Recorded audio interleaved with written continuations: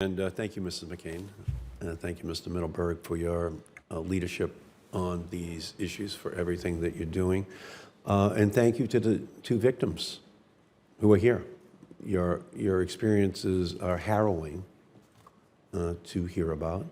It takes a tremendous amount of courage for you to then turn that into something which is positive, that is coming here to testify, giving leadership, giving voice to these issues. And so we appreciate the courage it takes for you. Many can't do what you do. You have that extra ingredient of courage to come before us. But you should know that we're listening to you on this committee, that it's worth it for you to step out, and it's worth it for you to encourage other people to step out, because the more that that happens is the more that this committee and other members of the Senate can help you to have your cause be given a voice that's more powerful than yours. But you are inspiring all of us today by your presence. And so here's what I'd like to do, if I could. I'd like to give each of you kind of a minute and a half to just summarize for a minute and a half each one of the witnesses. What's the 1.5 minutes that you want us to remember as a committee, as we're dealing with this issue, so that we won't forget the charge which you're giving us here today. Can I start with you, Leah? Absolutely. And ask you to tell us what that message would be. Yes, 1.5 minutes? 1.5 minutes. Okay, all right. Okay. I need to figure this thing out. So for me, what I would like for you guys to take with you from this, my experience from sex trafficking to labor, is education, prevention, and then the aftercare for the victim after everything is said and done, because it's so easy to prosecute the trafficker and then forget about the victim. And that happens more oftentimes than not. So to have an organization that really puts emphasis on the aftercare as well as the education and the prosecution is huge. There's just so much to be done after a victim is brought back into society. It goes from their own education, it goes to health care, it goes to, in my case and a few others, therapy. So for me, to let you know about education, prevention, and aftercare, and that's huge. And that didn't take 1.5 minutes, so I'll let Ms. Chumbow speak. But it was great. Thanks. Thank you. I'll try, Leah. Thank you very much, Senator. And I do agree with what Leah said. But for me, really the message that I want you all to take back, to think about this: you're dealing with humans. These are human beings. It could be your brother, your sister, your child. So whatever we're advocating for here, you have to think about it. What if it's your family member? We really want this law to really be implemented and help all these people to get out of the situation. And most importantly, for people to understand that human trafficking is not only sex. It's everything, it's all. And if we can just work together as one and just know that we want to save the life of human beings. You know, being a victim at such a young age, I have trauma, but think about that. It can be your child, it can be your sister. So just focus on that. Thank you. Thank you. And again, thank the two of you.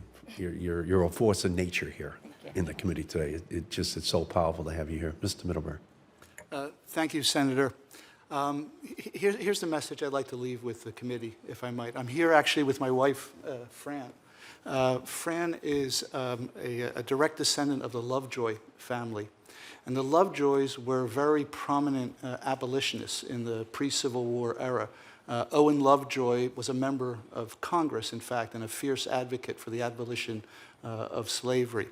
My own grandfather, Robert Middleberg, survived Auschwitz as a slave laborer. He was a jeweler and a watchmaker by profession, and the reason he was kept alive was to fix what the Nazis were stealing from the Jews in the camp.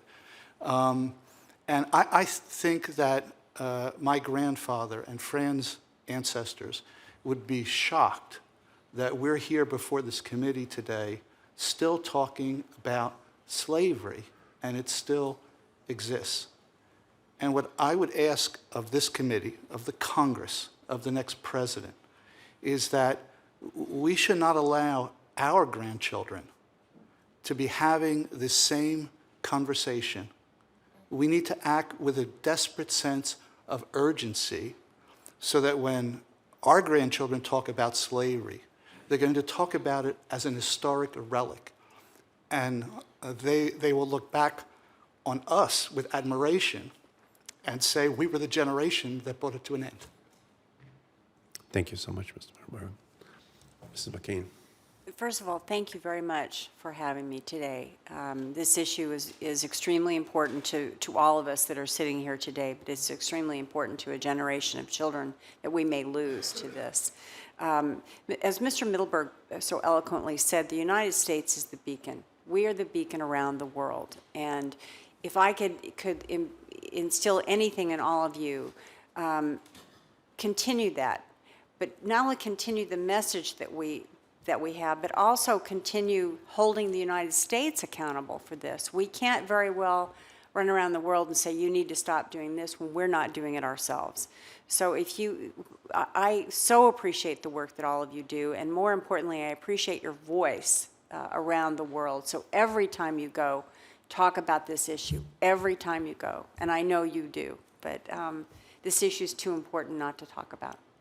Thank you. And again, we thank each of you for your contribution to this effort, and thank you, Mrs. McCain, because you add the spotlight to the issue that it otherwise would never receive.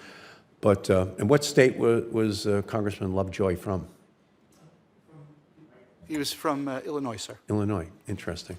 But the reality is that we had to fight a civil war in order to eradicate slavery. That's how hard it was. And we had to fight World War II to stop the Nazis from exterminating the Jews and the Gypsies and all the others. And that's not so long ago.